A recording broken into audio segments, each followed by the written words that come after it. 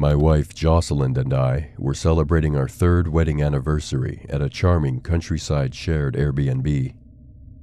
The place was extremely vast and was enough to host many families.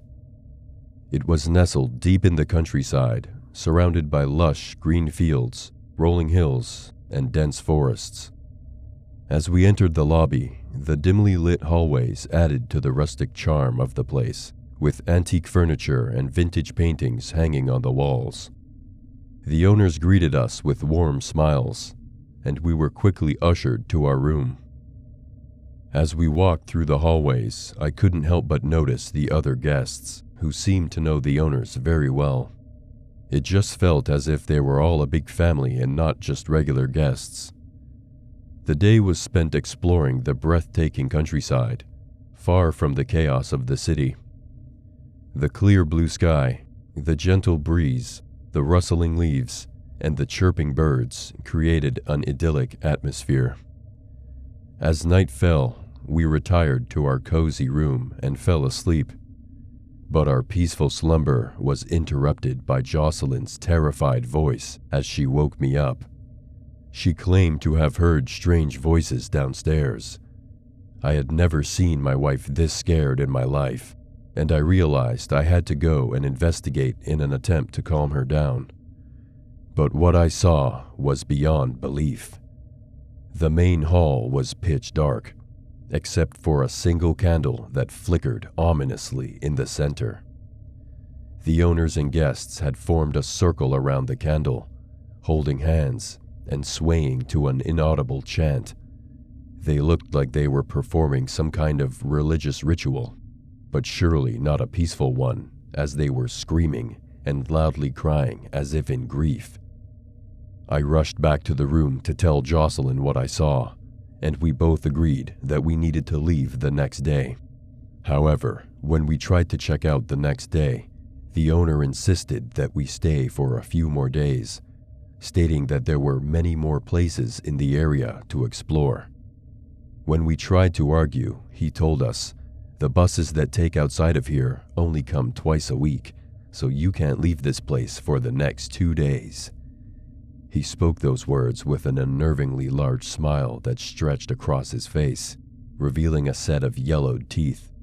His eyes, which were already unnaturally wide, seemed to bulge out even further, almost as if they were popping out of their sockets. The way he looked at us gave me chills down my spine, but quickly things got worse as he uttered, "Or maybe you just didn't like what you saw last night, James." He then extended an invitation for me to join him that evening.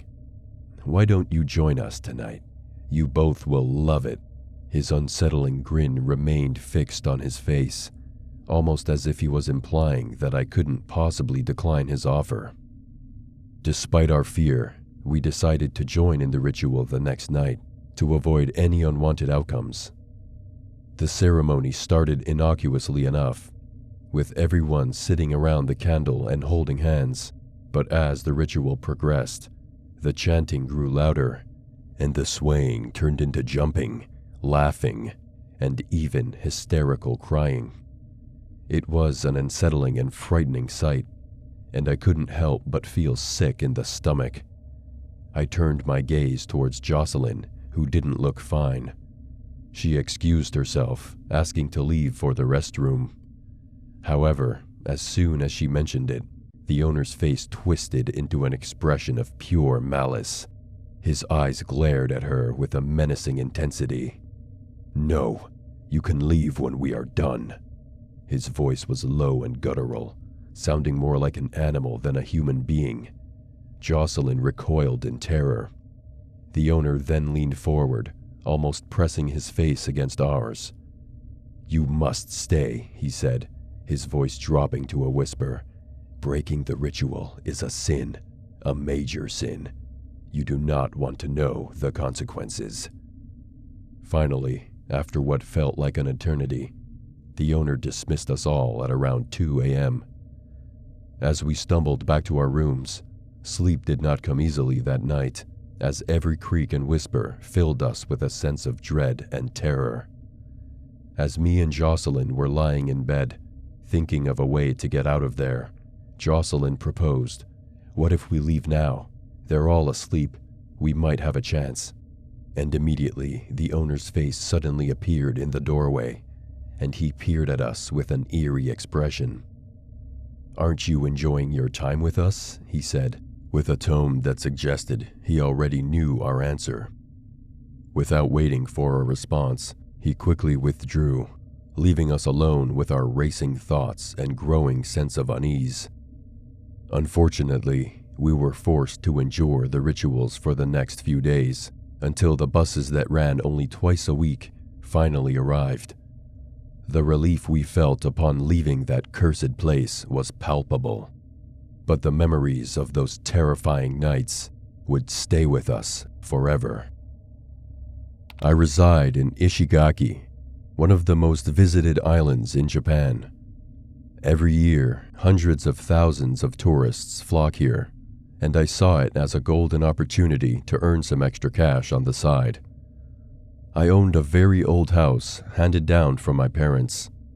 I didn't live there, having a much grander and superior residence just across the road. The old house had remained empty for a few years, and I thought that with a bit of cleaning and reworking, I could turn it into an Airbnb for some additional income. And so I did. Initially, my plan unfolded flawlessly. The house generated a decent side income, almost always occupied with customers eager to experience its charm. I hosted people from all corners of the globe, earning consistently positive reviews due to my commitment to maintaining the property in the best conditions. Then came a day when I received a message from a lady interested in renting my house. We met, discussed the terms, and reached an agreement. I laid out all the rules she needed to follow to avoid eviction, emphasizing the prohibition of large gatherings and parties due to the crowded nature of the area.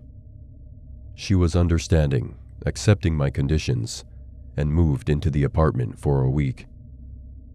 During the first night, the lady called me at midnight. Though I was irked at being disturbed, I had no choice but to answer. "Hello there, how can I help?" She replied, "Ugh, can you please talk to the other guests and tell them to calm down a bit? I'm trying to sleep." I could sense her frustration, but I didn't comprehend her words, as she was the sole occupant at the time. "Sorry, it's only you there," I responded. The lady froze for a moment. "Oh, okay, I'm just probably imagining stuff."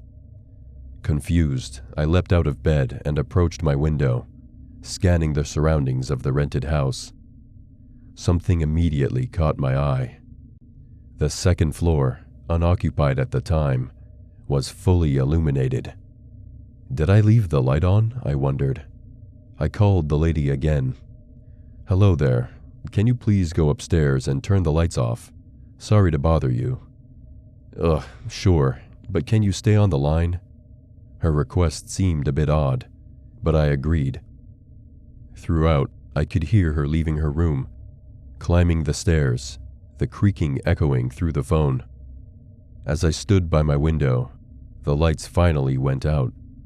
Just as I was about to express my gratitude, the lady said, "Sorry, the door's locked." I was utterly perplexed. Who turned off the lights then? The answer came swiftly. The windows on the second floor flung open, and a woman hurled herself out. She hit the ground hard, and for a moment, I thought she'd be dead. To my astonishment, she stood up as if nothing happened and sprinted away from the house. Who was she, and what was she doing in my house? That remains a question I am unable to answer to this day. About 10 years ago, my childhood friends and I decided to spend some time camping in a forest. We were all around 16 years old, so we needed an adult to accompany us. Enter my older brother, Jake. Jake opted to rent an Airbnb where we could spend our nights, considering the chilly weather at that time of the year. Building and maintaining a tent was beyond our skills back then. We settled on a super cheap cabin nestled in the heart of the forest, surrounded by towering trees.